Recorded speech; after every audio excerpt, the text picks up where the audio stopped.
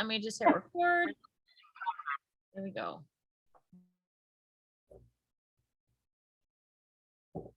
Good to go? Yep, take it away. All righty.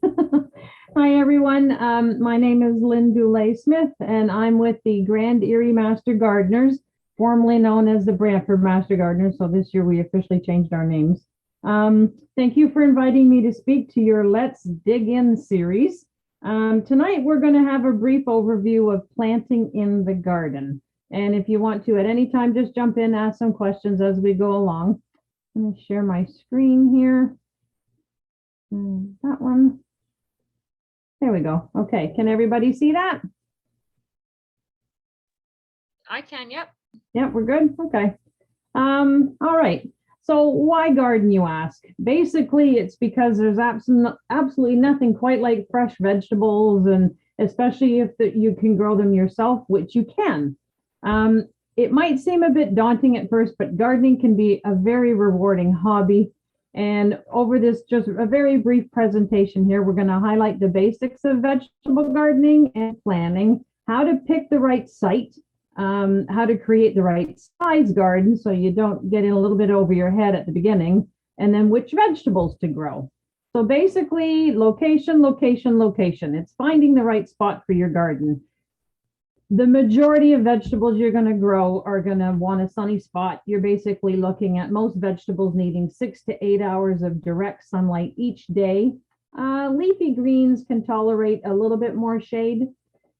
You're looking for a spot that drains very well and it doesn't stay wet. Otherwise, you'll end up with poor drainage and then plants that are going to soak in water, and you'll end up with root rot.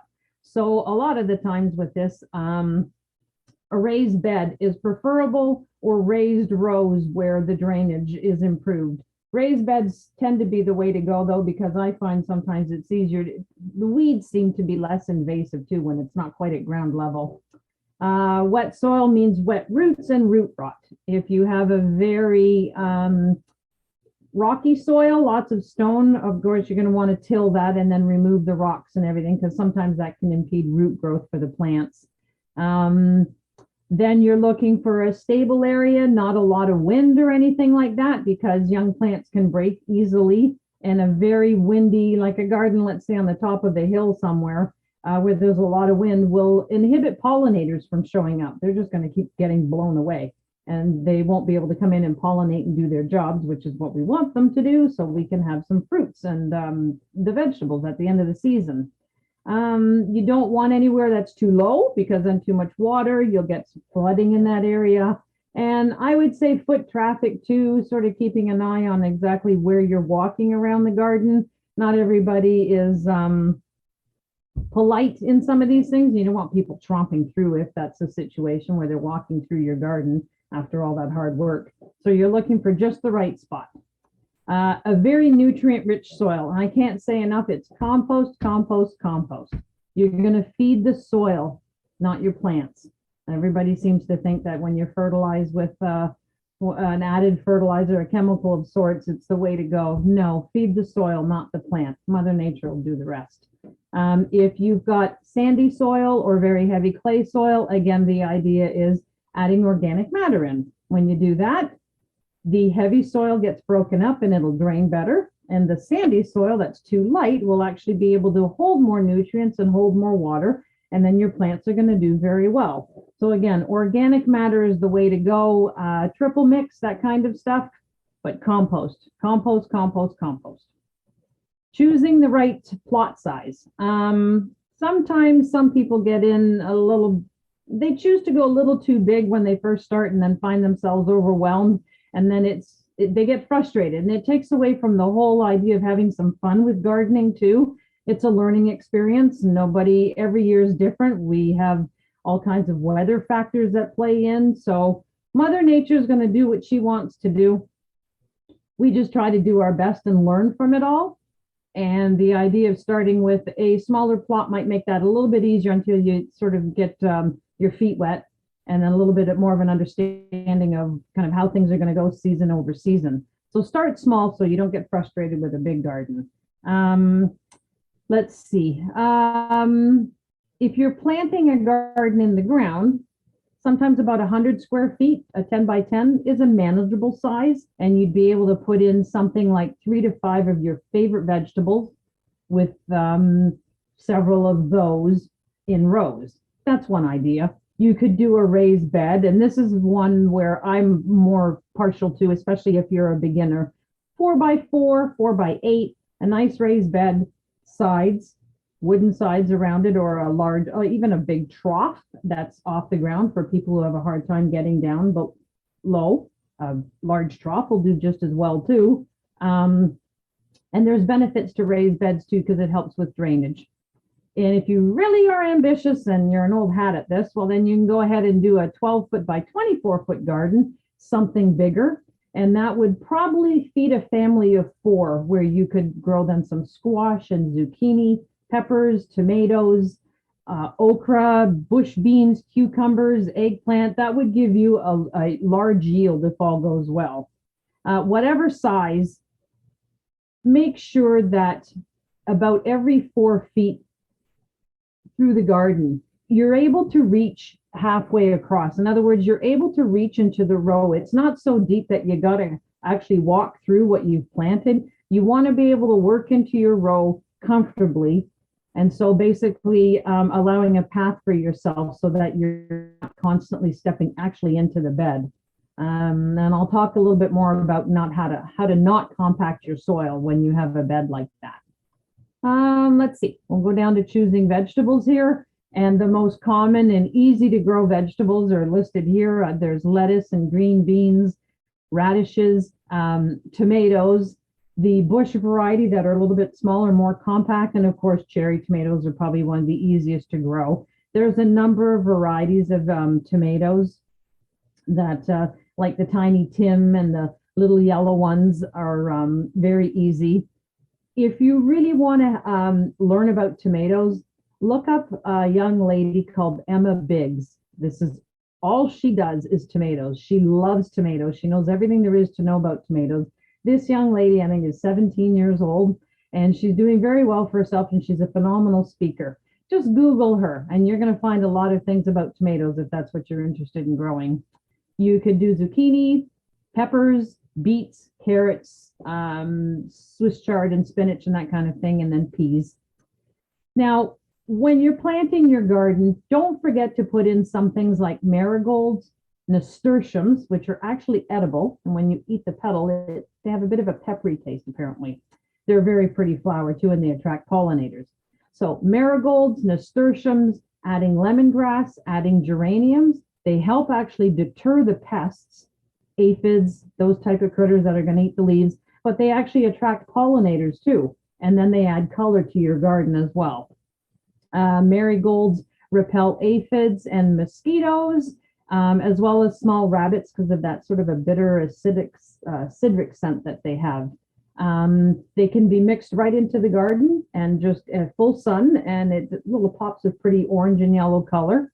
You could do geraniums. They repel leaf hoppers and other insects too. They enjoy full sun, maybe some part shade at the worst heat of the day. But again, all of these plants enjoy full sun, so they'll fit right into your garden. You won't have to worry about exposure or anything like that. Lemongrass helps repel mosquitoes, and lemongrass apparently is quite nice when you snip it or something, and I believe you just sort of put it in a water bottle or a glass or something. You have a nice little bit of a lemon taste. And the lemongrass really helps repel mosquitoes on a very warm, humid day. I suppose you could put citronella in your garden too if you wanted to do that for repelling. And if your pests are bugging you, grab a leaf, rub it on yourself, and you have an instant bug repellent, Mother Nature's, no chemical. Let's see, what else have we got here? And I mentioned nasturtiums about being repellent and the fact that they're also edible. Now we'll move on to 5 tips for choosing your vegetables. Pick what your family is going to eat. So if no one in the family likes Brussels sprouts, don't bother growing Brussels sprouts. You're wasting your time and money. Pick the things the kids love to eat. If they love peas and beans, by all means, and plant more of them. And that way your efforts are going to grow towards having a crop that your family is actually going to enjoy. If the kids love carrots, add in an extra row of carrots. If the kids really enjoy rhubarb is fun, there's something where off into a corner you could have rhubarb, maybe be a couple of patches of rhubarb divided up over the season. There's nothing more summer than breaking off a stalk of rhubarb, washing it off, and then dipping it in sugar like we used to do when we were kids.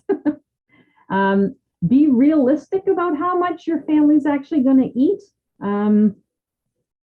It depends on how the year goes and how your crop goes. Sometimes you get a bumper crop and you have cucumber and zucchini and tomato coming out of the wahoo. You don't know what to do with it all. Well, you can donate some, your friends, your families, your neighbors, and the local food bank is more than happy to take fresh produce. So if you don't know quite what to do with all the extra, then there's some options. Think about the availability of vegetables in the grocery store. So if you want to try something different, you know for a fact that there's carrots and that kind of thing available at the grocery store all the time, but not always different types of lettuces. So maybe you want to forget planting carrots and devote it to different types of lettuce in the muslin mix, or an Italian one that has a little bit more robust flavor. There's lots of different varieties out there when you shop a really good seed catalog like Richter Seeds and all that. They have so many to pick from, things you've never heard of, and they're fascinating, very nice. Every year you can try something different. So think about what you normally buy at the grocery store and think, I'm going to try planting something I've never had before that I know I can't buy at the store.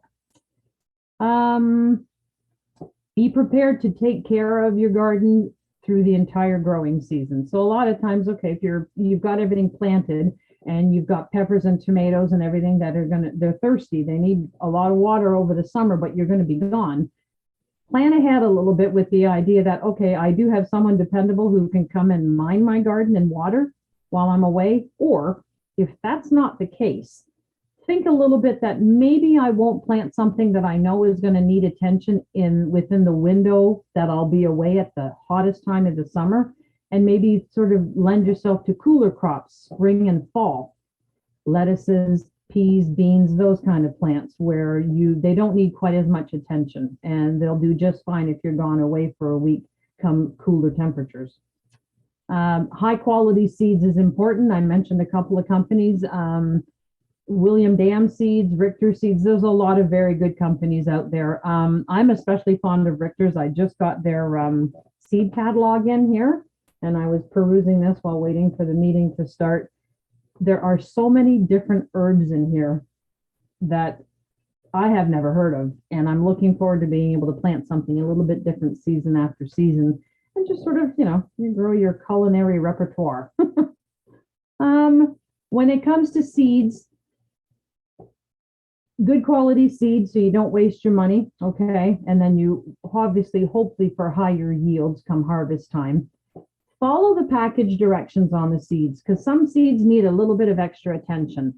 Something called vernalization is basically cooler temperatures and your seeds are moist. It's like wetting the seed and putting it in the refrigerator. It mimics if the seed had fallen on the ground in the fall, sat out over the winter, and then it got cold, and then warmer temperatures come. It helps actually trigger a chemical reaction, and then the seed starts to germinate. So that's vernalization. If the package says to do that, follow the instructions. You'll get a much better results with your seeds being able to germinate, and then you'll be happy with by the time they're ready to go, germinated, and then put into the ground. You'll have better results. Scarification is the other one too. Some seeds like peas and beans have a very thick seed coat on them, and they need to have something happen to it, like scratching or rubbing to kind of break it open a bit. Then when moisture gets in, it helps germination again. If you think of seeds in the wild, when animals eat seeds going through the digestive tract, whether it's chewing or biting or breaking the seed coat or acids and that kind of thing in the digestive tract, by the time the animal defecates and then drops the seed on the ground, it's already had a scarification. Fire is another, especially pine cones, that kind of thing. Another method where sometimes seeds have to have acid or heat or something happen to the seed coat in order to break dormancy and then have the seed germinate. Let's see. Consider when you're planting your garden too, some of the most delicious vegetables are the forgotten heirloom varieties. And when you are growing them, you might want to consider, especially if you're very fond of a particular tomato or a pepper or beans or peas, they're easy. Um, Maybe taking an extra pepper and then keeping the seeds when you're cutting it open to cook with it. Save the seeds, save some of the tomato seed. And the idea is to clean off the any membrane on it so that it doesn't rot, and then have them dried. And then at that point, you would put them in a paper bag or something, and then you'd store them in a cool, dry place.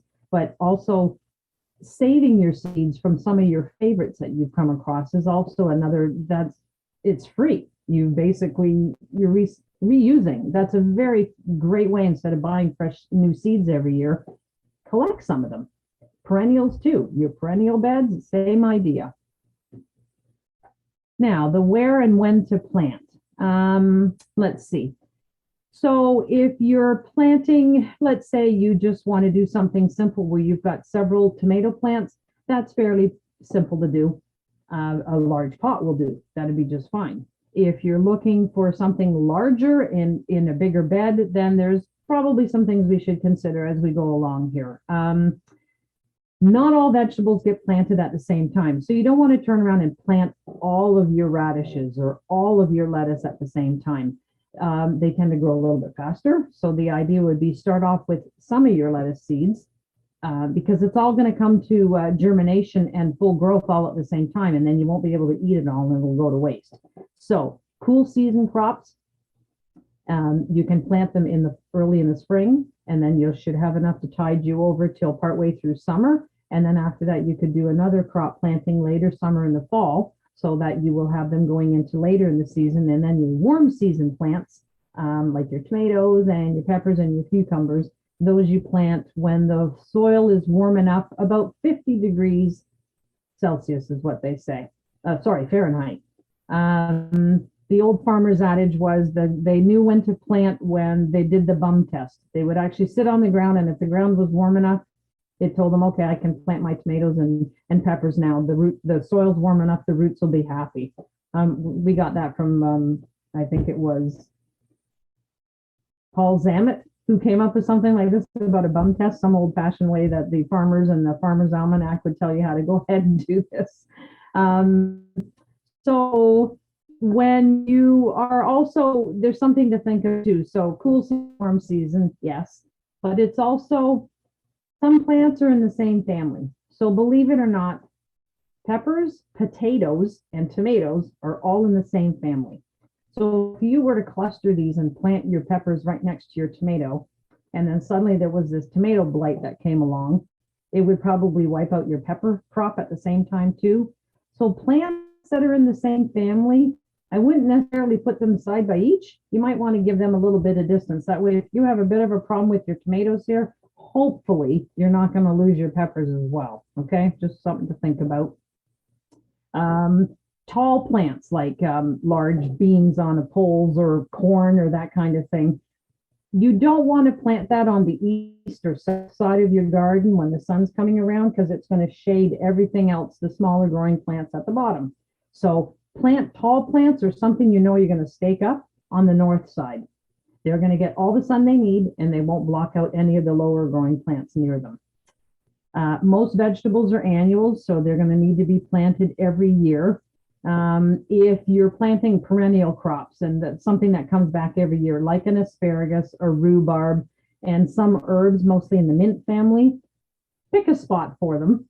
And then over time, you can divide them, but you don't want to necessarily have to move them all the time. They don't like that.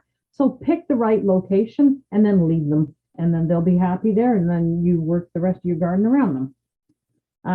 Stagger your planting, like we touched on. You don't want to have all of your lettuce come all at the same time. So you want to be able to stagger it throughout the season.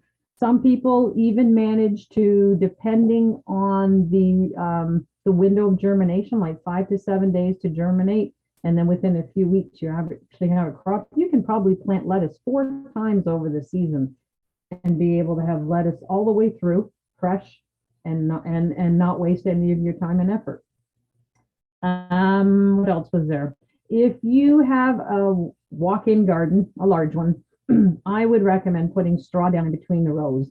It helps with weeds, keeping weeds away. but also too, as you're walking, it's a bit of a cushion. It helps keep the soil from compacting. And then it makes things look nice and neat. You've got your row of soil, your plants growing, and then your little bit of straw in between. If you wanted to, they sell hardware cloth at any of the local hardware stores, a tighter weave, and it's on a roll. And hardware cloth is, it's not like chicken wire, it's much thicker, but the idea is if you've got a raised bed, you could probably staple it around or bury it in the ground and bring it up a bit and then support it on some stakes.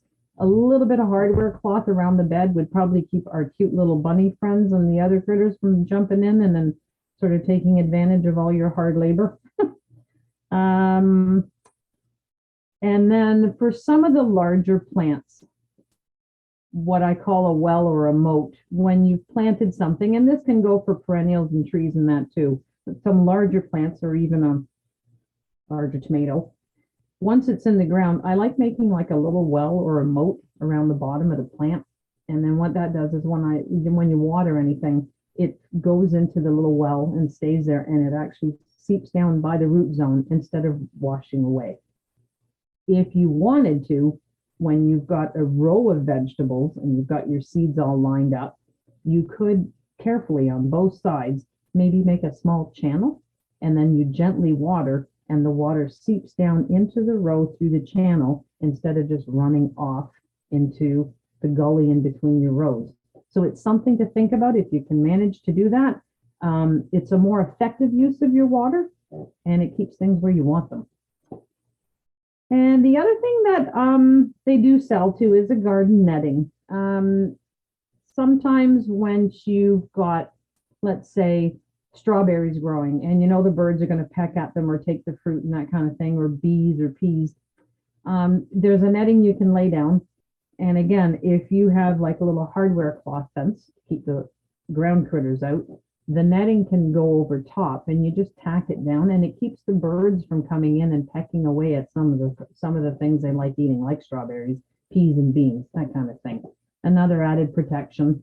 But again, I've learned that when I plant things, if these little critters show up, I'm actually happy to see a bunny in my garden because I'm thinking I'm inviting nature back. I've got my own little biodiversity, my own little area in the backyard that's actually a little oasis for all these critters. I really don't mind. You plant it and they shall come. So you have to be willing to sacrifice a few things you'll get the majority of it, but in the meantime, if you fed a few of the animals on this planet, I think they deserve that. And lastly, basically, garden is all about connecting with nature, enjoying the fruits of your labor, enjoying being outside, out in the outdoors. Please don't stress if things don't always go quite as planned. It's just not going to happen. You put your best foot forward, you plant, do what you can. If all goes well, great. Keep a journal. Write down if you're interested in doing that. Record what went well, and then write down what didn't go well. And then again, you can always try again next year. There is no such thing as people ask questions about, well, what if I do this? I keep telling them there's no garden police. Do what you need to do, learn from it every year, and that's how we become really good gardeners. We learn by our mistakes. We don't even call them mistakes. Basically, it's an adventure. Gardening is a journey. And I think vegetable garden, as that, it's the same thing as whether you're growing perennial beds for beauty or you're growing your vegetable garden for sustenance and to share your extra food with everybody. Anyway, I hope you found some of my my little tips interesting. And if there are any questions, I'll be more than happy to answer them. I'll do my best.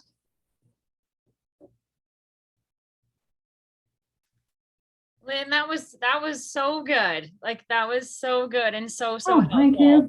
That was great. I thought it was anyways. There were so many great tips and tricks in there. I'm really excited to go back out in the garden and rearrange some things or just go out and figure things out again. So that's awesome. Thank you. Does anybody have any questions or anything else to say? And if you can't think of anything right now, too, you can always run them by Caitlin and she'll ask us, and any of us master gardeners, we can, what is it in the heat? I wouldn't necessarily cover anything though, because then it won't photosynthesize. Your lettuce, if you find you're having a problem, maybe put it, okay, so if you've got a taller plant and you're doing something where your sun is coming in east-south, if you've got a row of something in front of the lettuce, put the lettuce behind it. It won't get so quite as hot. Or depending on how your garden's situated, maybe if there's a shadier area in your garden, put your lettuce there and then focus your peppers, cucumbers, and tomatoes and everything in the hot spot. I hope that helps.